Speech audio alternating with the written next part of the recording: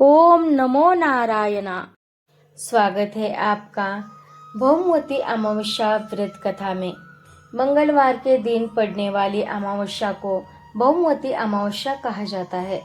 यह दिन मंगल दोष के निवारण और पितरों की शांति के लिए अत्यंत फलदायी माना जाता है। भौमवती अमावस्या पर स्नान, दान और उपवास रखने से घर में सुख, शांति और पितृ ऋण से मुक्ति मिलती है। तो आइए बढ़ते हैं भौमवती व्रत की पौराणिक कथा। पौराणिक कथा के अनुसार प्राचीन काल में एक नगर में एक साहूकार अपनी पत्नी के साथ रहता था। उसके घर में धन धान्य की कोई कमी नहीं थी, लेकिन उनकी कोई संतान भी नहीं थी। इस दुख के कारण साहूकार और उसकी पत्नी हमेशा उदास रहते थे। एक दिन एक ज्ञानी महात्मा उनके द्वार पर आए। साहूकार की पत्नी ने महात्मा की बहुत सेवा की।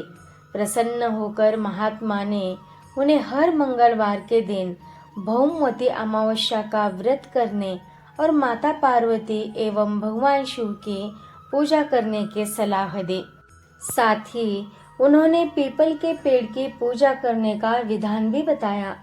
साहूकार और उसकी पत्नी ने पूरी श्रद्धा और विधि विधान के साथ भौमवती अमावस्या का व्रत करना शुरू कर दिया। वे हर मंगलवार को दान पुण्य भी करते थे। व्रत के प्रभाव से कुछ समय बाद उनके घर एक सुंदर और गुणी पुत्र ने जन्म लिया।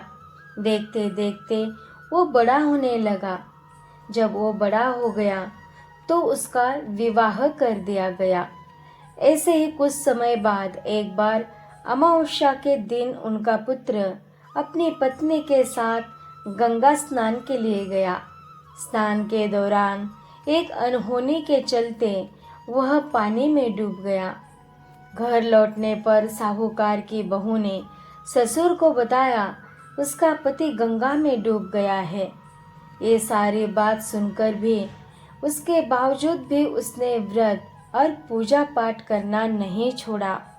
उसकी सच्ची निष्ठा और व्रत के प्रभाव से भगवान शिव और माता पार्वती उस स्थान से गुजर रहे थे। माता पार्वती ने उस स्त्री के दुख को देखकर शिव जी से प्रार्थना की कि वे इस परिवार की रक्षा करें। तब भगवान शिव ने उस स्त्री के पति को जीवित कर दिया।